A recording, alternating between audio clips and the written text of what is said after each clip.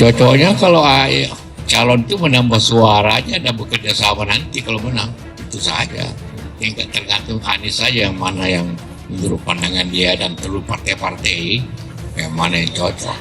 Keinginan Pak JK mengusulkan calon, pandangan pribadi saya itu tanda Pak JK sangat berharap Mas Anies Baswedan menang di Pilpres.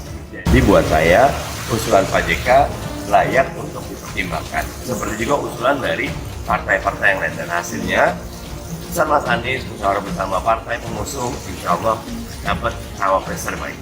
Tidak ada negara bangsa maju tanpa pemerintah yang kuat. Tidak ada negara yang kuat tanpa pemimpin yang baik, yang jujur dan ikhlas. Itulah makna daripada negara yang kuat ini. Karena itulah dengan saya bertekad untuk itu, membangun negara yang maju, yang kuat, yang jujur dengan kepemimpinan yang ada. Rasa terima kasih selama ini sudah memberikan kita segala sesuatu terkait infrastruktur dan yang lain saat menjadi gubernur. Selama menjabat dia tetap rakyat, dia selalu memikirkan rakyatnya untuk kegiatan hal positif. Sekecil apapun beliau pikirkan. Bahwa Yusuf Kalla mendukung Anies Baswedan dibandingkan Prabowo, Yusuf Kalla lebih puji Anies Baswedan, pemerintahannya mirip Jokowi. Jadi artinya bahwa tidak hanya masyarakat kecil yang mendukung Anies Baswedan, terutama dukungan dari Yusuf Kalla ini adalah merupakan sangat luar biasa sekali ketika Anies Baswedan didukung oleh Yusuf Kalla. Dan ini adalah sebuah catatan besar bahwa demokrasi kita itu adalah demokrasi yang baik bagi Anies Baswedan. Karena apa? Karena seluruh Indonesia sekarang itu banyak yang mendeklarasikan Anies menjadi calon presiden di 2024. Bahwa kinerja Anies Baswedan di Jakarta sangat luar biasa sekali. Dan bahkan ini menjadi salah satu catatan penting bahwa anak bangsa seperti Anies Baswedan benar-benar melakukan sesuai dengan hati keinginan rakyat. Jangan diperlukan adanya Anies gitu ya, DPW Anies. Ya saya sebagai orang tua ya mendorong keinginan baik itu dari lintas tokoh.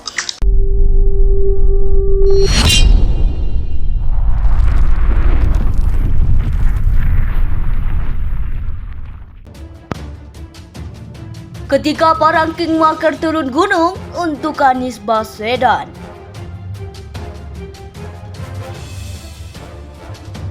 Ketua DPP Partai Nasdem Willy Aditya mengungkapkan senior politik yang tergabung dalam koalisi perubahan sering melakukan komunikasi dan pertemuan.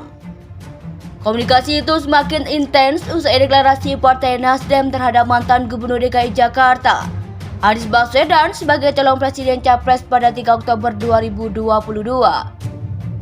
Senior politik tersebut adalah Ketua Majelis Tinggi Partai Demokrat Susilo Bambang Yudhoyono (SBY), Ketua Umum Partai Nasdem Surya Paloh, dan Wakil Presiden ke-10 dan ke-12 Republik Indonesia Yusuf Kalla atau JK.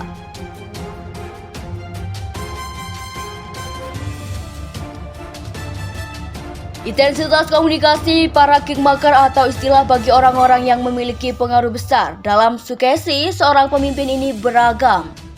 Mulai dari bertatap muka langsung, telepon, atau video call.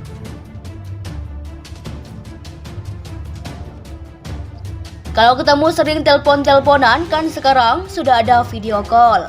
Ya, sudah sekarang ketemunya lewat video call, kata Ketua DPP Partai Nasdem Willy Aditya saat ditemui Nasdem Tower Jakarta Rabu 8 Februari. Pertemuan para kingmaker itu juga dibenarkan oleh Wakil Sekretaris Jenderal Partai Demokrat Renanda Bahtar. Dia menyebut di berbagai kesempatan yang berbeda antara SBY, JK, dan Surya Paloh sering bertemu untuk membahas terkait situasi nasional jelang kontestasi demokrasi di 2024 hingga koalisi perubahan. Pak SBY pernah bertemu dengan Pak JK dan Pak Surya Paloh beberapa kali dalam kesempatan yang berbeda. Tentunya di antara tokoh-tokoh tersebut saling bertukar pandangan mengenai situasi nasional Dan tentunya pasti ada kesempatan untuk sedikit membicarakan soal itu Pilpres dan koalisi, kata Renanda.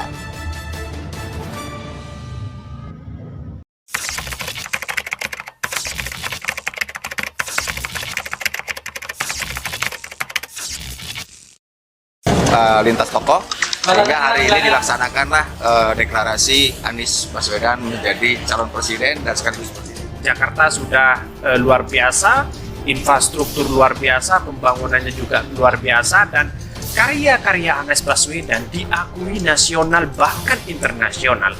Bahwa mengapa Yusuf Kalla ini sangat penting sekali untuk mendukung Anies Baswedan. Pertama adalah bahwa sebagai wakil presiden sudah beberapa kali Yusuf Kalla itu sudah berpengalaman dalam dunia pemilu, terutama di kalangan nasional ya, seperti pemilihan presiden dan sebagainya.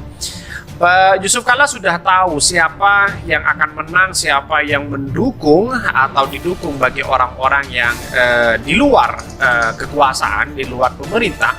Tentu ini menjadi sebuah catatan dan penting bagi Anies Baswedan untuk maju di 2024. Apalagi kalau benar-benar Yusuf Kalla memberikan dukungan penuh kepada kepada Anies Baswedan. Itu tugas yang diberikan oleh Capres kepada kami tim 8 untuk mematangkan itu, untuk melakukan proses penjaringan, mendiskusikan itu dalam banyak variabel, metodologi, mekanisme.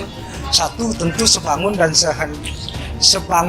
dengan aspirasi publik, siapa yang diinginkan oleh publik. Yang kedua, kami akan sowan, kami akan berkunjung ke tokoh-tokoh agama, tokoh masyarakat, tokoh publik untuk mendapatkan input siapa yang kemudian dikehendaki. Jadi proses sowan ini, proses silaturahmi ini kami lakukan secara berjenjang untuk mendapatkan masukan yang kaya gitu. Siapa sih yang sebenarnya, why not the best itu menjadi best of the best.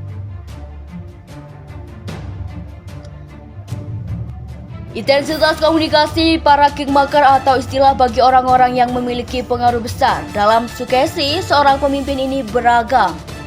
Mulai dari bertatap muka langsung, telepon, atau video call.